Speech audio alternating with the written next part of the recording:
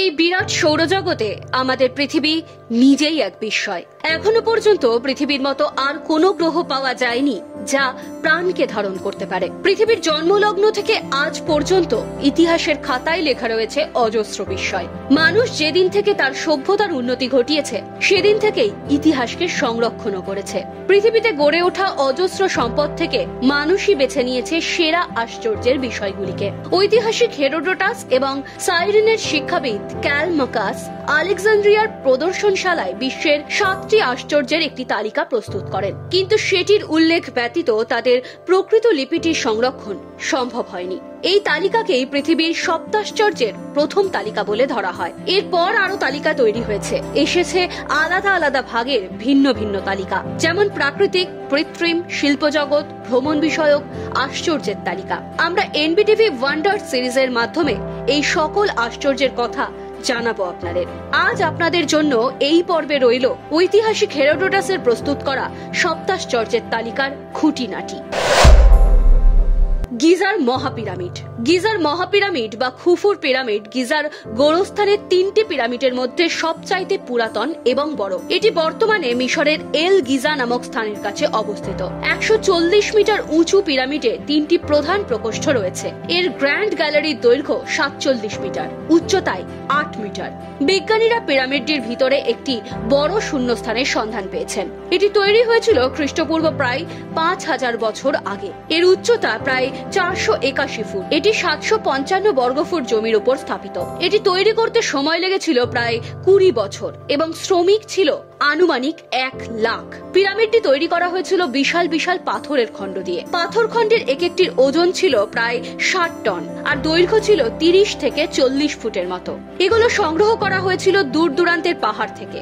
পাথরের সাথে পাথর জোড়া দিয়ে পিরামিডটি তৈরি করা হয়। 4000 বছরের পুরনো এই সমাধিতে অঙ্কিত এক চিত্রে দেখা যায় এক বিশাল স্তম্ভকে স্লেজে করে সরানো হচ্ছে।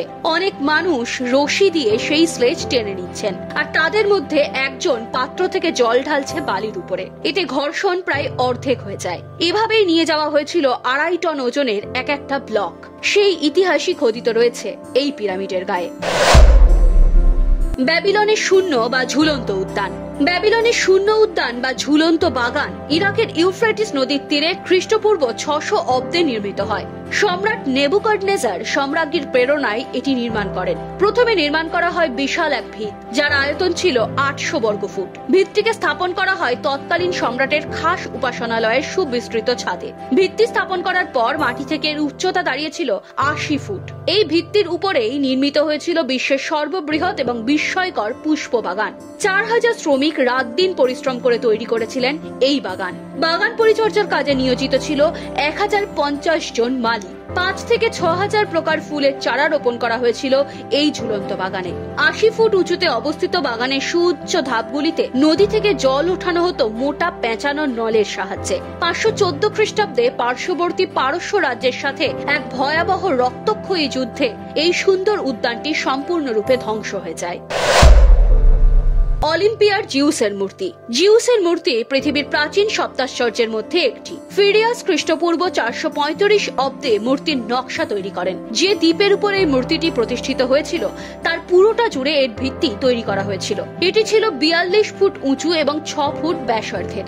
7 জন মিস্ত্রি 2.5 বছর অক্লান্ত পরিশ্রম করে মূর্তিটি তৈরি করেন। প্রাচীন বিশ্বের সপ্তাশ্চর্যের অন্যতম এই মূর্তিটি খ্রিস্ট ধর্মের প্রসারের সাথে সাথে খ্রিস্টীয় 5ম শতাব্দীতে ধ্বংস করে ফেলা হয়। আর্টেমিসের মন্দির। আর্টেমিসের মন্দির, যা ডায়নার মন্দির নামেও পরিচিত, এটি একটি গ্রিক মন্দির যা নির্মাণ করা হয়েছিল খ্রিস্টপূর্ব 550 অব্দে এফিয়াস, বর্তমান তুরস্ক অঞ্চলে। 356 খ্রিস্টপূর্বাব্দে এক ভয়াবহ অগ্নিকাণ্ডে এই মন্দিরটি ধ্বংস হয়ে যায়। হ্যালিকর্নেসাসের সমাধি মন্দির। হ্যালিকর্নেসাস একটি প্রাচীন গ্রিক শহর। এটি গোকাভা উপসাগরের দক্ষিণ পশ্চিম ক্যারিয়াতে অবস্থিত ছিল, যা এখন তুরস্কের বোর্ডামে রয়েছে।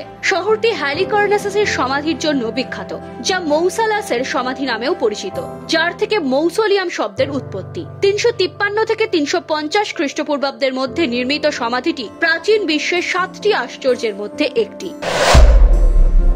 রোডসের মূর্তি।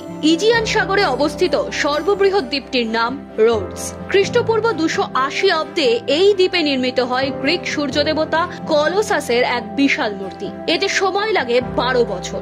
এই মূর্তি 2 স্তরে বিভক্ত। প্রথম স্তরটি ছিল 40 মেট্রিক টন ওজন বিশিষ্ট পাথরের ভিত্তি। এই ভিত্তির উপরে তৈরি হয়েছিল মূর্তির মূল কাঠামো। মূর্তিটি তৈরি করা হয়েছিল তামা দিয়ে। প্রয়োজন সাপেক্ষে কিছু লোহাও ব্যবহার করা হয়েছিল। ব্যবহৃত তামার ওজন ছিল 250 মেট্রিক টন। এর উচ্চতা ছিল 120 ফুট। খ্রিস্টপূর্ব 228 অব্দে এক ভয়ঙ্কর ভূমিকম্পে মূর্তিটির এক পা ভেঙে যায়। 6ষ্ঠ শতাব্দীর মাঝামাঝি সারাসিন জাতি রোডস দ্বীপ দখল করলে মূর্তিটি ধ্বংস করে দেয়। আলেকজান্দ্রিয়ার বাতিঘর। আলেকজান্দ্রিয়ার বাতিঘর খ্রিস্টপূর্ব 3য় শতাব্দীতে মিশরের আলেকজান্দ্রিয়ায় তৈরি করা হয়। প্রথমে বন্দরের পরিচিতি চিহ্ন হিসেবে তৈরি করা হলেও পরবর্তীকালে এটিকে বাতিঘরের তকমা দেওয়া হয়। বাতিঘরের মূল ভিত্তিভূমির আয়তন ছিল 110 বর্গফুট।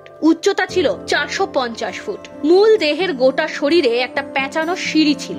এই সিঁড়ি বেয়েই উঠতে হতো। বাতিঘর তৈরির সময় 450 ফুট উঁচুতে যে বিশাল অগ্নিকুণ্ড জ্বালিয়ে দেওয়া হয়েছিল, ধ্বংস হয়ে যাওয়ার পূর্বে সেটি আর কেউ নিভতে দেখেনি। 50 মাইল দূর থেকেও বাতিঘরটি দেখা যেত।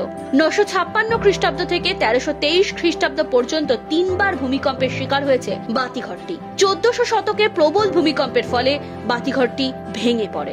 এই ছিল প্রাচীন গ্রিকে হেরোডোটাসের তৈরি করা পৃথিবীর প্রথম সপ্তাশ্চর্যের তালিকা। Bureau report, NBTV.